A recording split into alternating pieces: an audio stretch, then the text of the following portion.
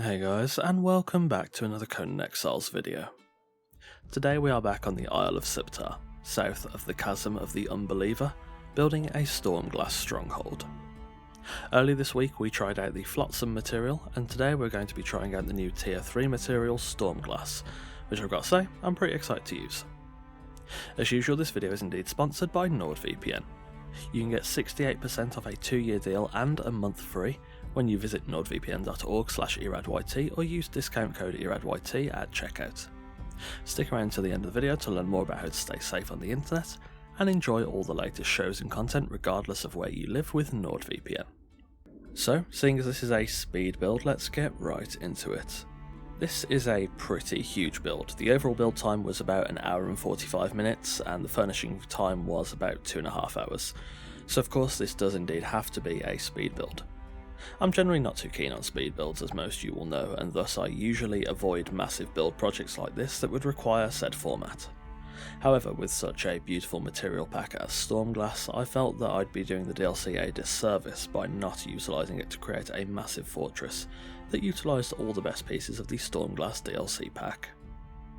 As with all my previous speed builds, I'll be talking about my ideas and inspirations behind the build, along with giving my own personal opinion on the Stormglass pieces and how I feel they integrate into the game. Earlier this week we used the Flotsam DLC pack to create a home, and whilst I do think the material pack is quite good, it's definitely a bit harder to use appropriately as opposed to Stormglass. I think Flotsam is something of an outlier in terms of material packs, as it's very muddled and cobbled together, and whilst it is an interesting set to use, I think it will take me a while to work out how to get the absolute best out of the set, whilst also minimising any of its drawbacks. However, now moving away from the Tier 1 Flotsam and over to Tier 3 Stormglass, I was pretty excited to try it out and see what this pack had to offer.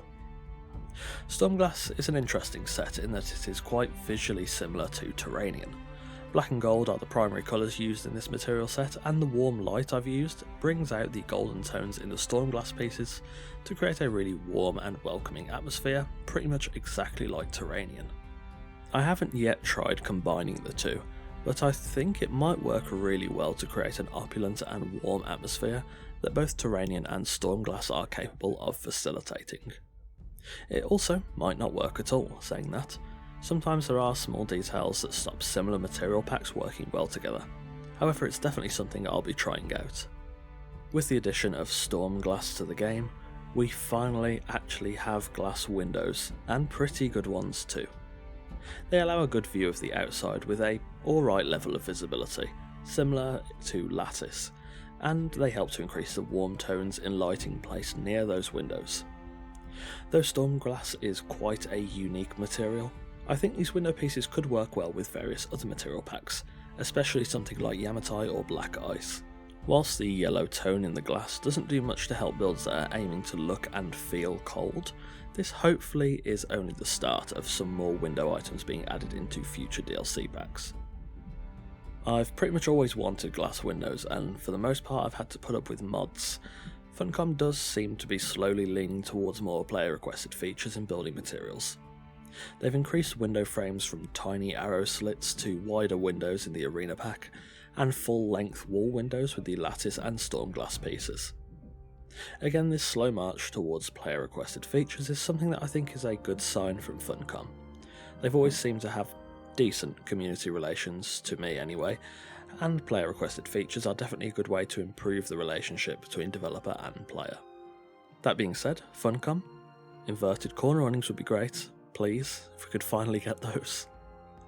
Speaking of things I wanted to see, I am a touch disappointed that Stormglass doesn't include glass floor tiles, either wedges or square ceilings. It's not a massive loss by any means, but it would have been nice to build a tower with a glass central section that allows you to look down and see all the way down to the bottom of said tower. So, for this build, as I said, I thought it would be a disservice to not build a huge stronghold for my first Stormglass build. This material, in my opinion, was clearly designed for large, elegant strongholds and palaces, and that's just an opportunity I couldn't pass up.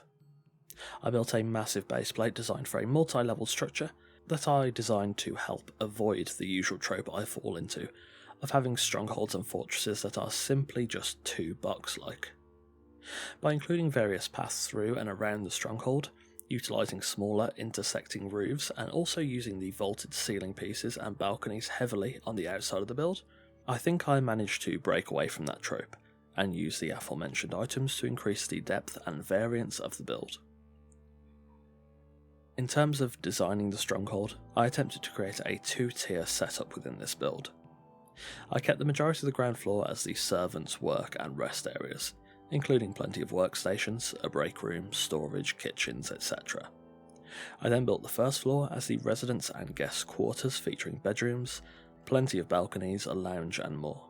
There is some small crossover between floors, such as the Grand Hall being on the ground floor and wall access for the guards being on the first, but separating purposes generally across the floors helped me to create a more purposeful feeling in the design and decoration across the stronghold.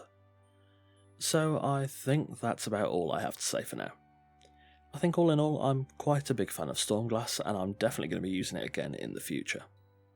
As with all other speed builds, I will be back for the furnishing phase to walk through the builds, so sit back, relax, and enjoy the rest of the construction phase.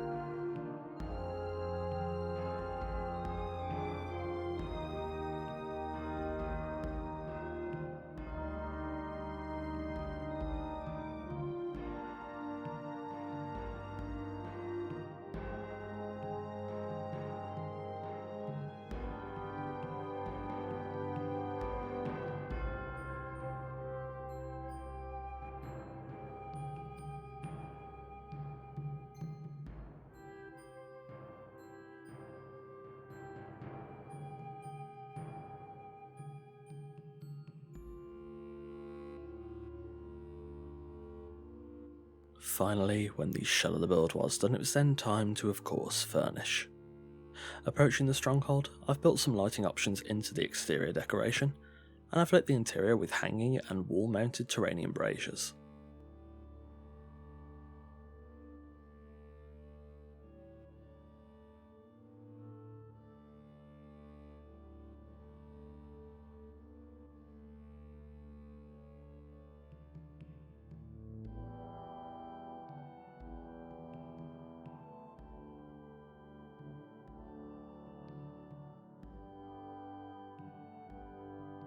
Reaching the Grand Hall, this is where dinners for guests and the residents are served. This is designed as a massive room, meant to be quite fancy and opulent, and I think it meets that aim quite well.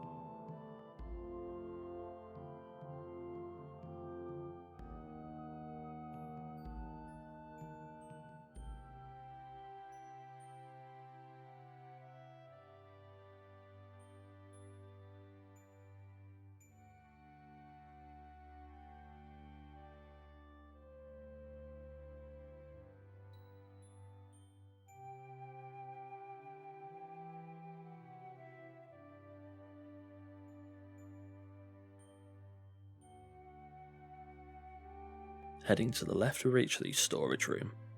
This is a narrow and multi-levelled room with paths leading all the way across the stronghold, along with storage space for plenty of resources for the nearby workshops.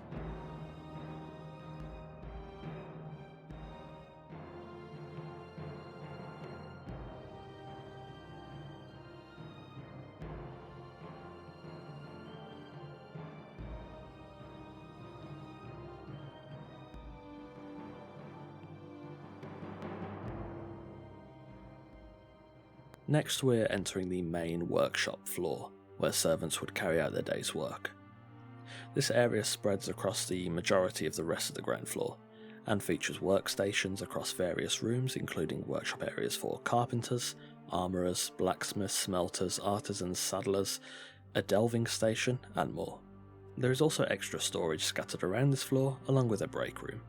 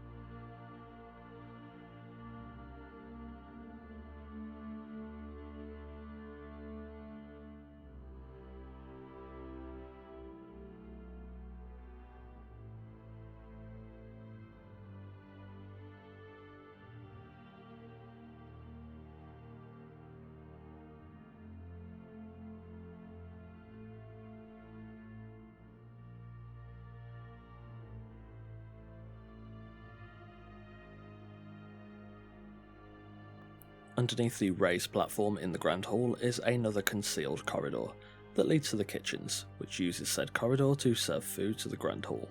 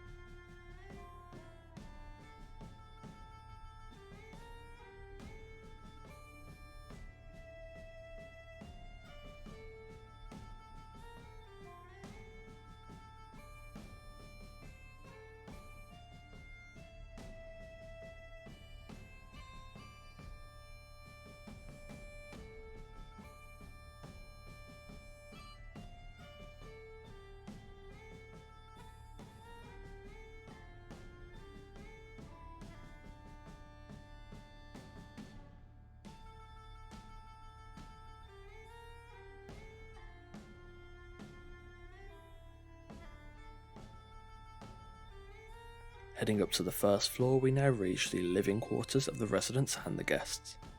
This floor is decorated quite minimally in the corridors to allow the texture and design of Stormglass to shine on its own. I was intending to decorate the corridors, however sometimes it's really not necessary and the material itself can carry the atmosphere without any extra clutter.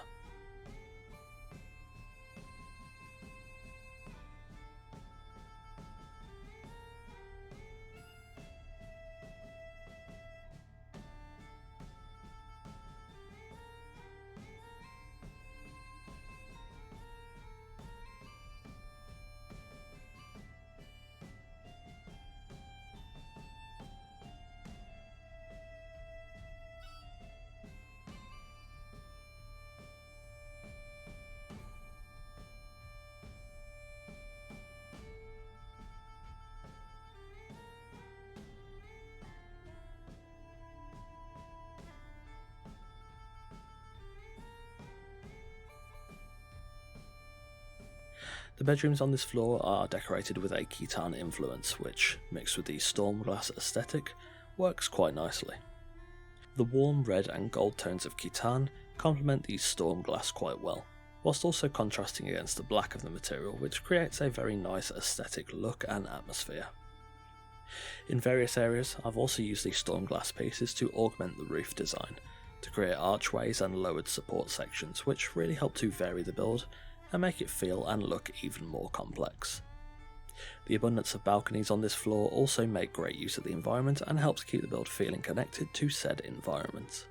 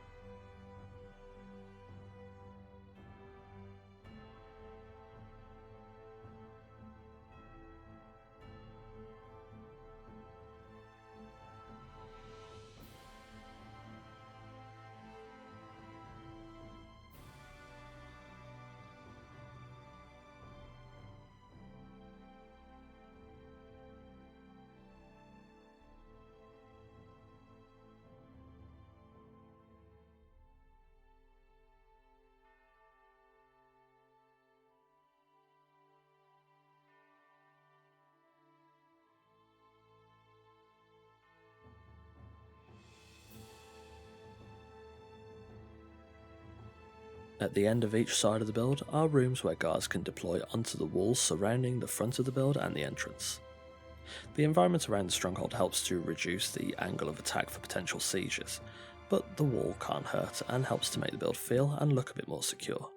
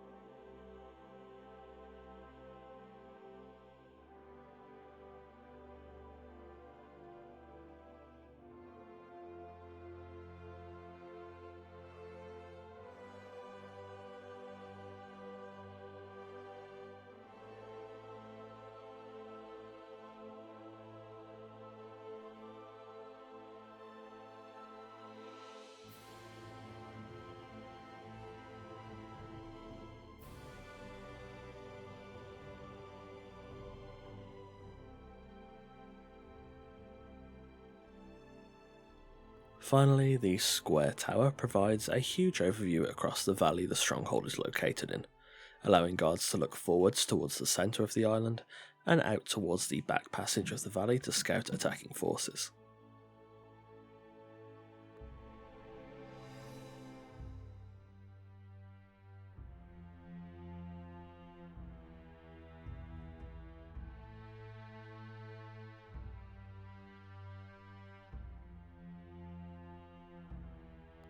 And there we have it, a Stormglass Stronghold on the Isle of Siptah, south of the Chasm of the Unbeliever. Thanks for watching. I really like Stormglass so far, and it's something I'm looking forward to using again, especially in smaller builds where the opulence could be used to create a really nice minimalist build that still remains visually impressive. As I mentioned earlier, this video is indeed sponsored by NordVPN. If you want to stay safe on the internet and ensure you can't be tracked by shady individuals, all whilst being able to access Netflix, BBC iPlayer, ITV, Hulu, HBO and more regardless of where you live, all whilst maintaining blazing fast internet speeds, NordVPN is the perfect choice for you. When you use my link or discount code, you can get 68% off a 2-year deal, which comes out to $3.71 a month, an absolute bargain price for such a great service that I use almost every day. The software is a small download and it's easy to use. One click and you're both connected and protected, and you have full access to the internet. Nord also has very strict policies on protecting your data, meaning you can browse in confidence. Visit nordvpn.org/iradYT or use code iradYT at checkout to claim this huge discount and get the best VPN service available on the internet, and also help me out a lot at the same time. As always, thanks to Nord for sponsoring the video. If you've enjoyed this video, leave a like and let me know in the comments below if you have any build suggestions for future videos. As usual, absolutely anything is welcome. Don't forget to both follow me on Twitch and join the fun on our Discord through the links in the description. Again, don't forget you can get 68% off NordVPN when you use code iradYT at checkout, or you can go through my affiliate link in the description and pinned comment below. YouTube is currently my full-time source of income, so if you enjoy the content and would like to help support the channel so I can continue to put out the best content possible, do consider becoming a patron. There are multiple tiers of support from $1 to $20, offering many different benefits from a mention in every video to Discord roles, and even sneak peeks of every new video before anyone else. The link to my Patreon is in the description, so if you'd like to support the channel, feel free to consider becoming a patron. On that note, a thanks to our current patrons Sammy, Sadialot, Randar, Dawnfox, MK Pantheon, Sergeant Swede, and Shannara. If you're new here, feel free to check out the rest of the content on the channel. There are new Conan Exiles videos coming every Wednesday and Sunday, so if you like what you see, subscribe and ring the notification bell to be the first to see the next video, and to join us on the road to 10,000 subscribers. Again, thanks for watching, and I'll see you soon.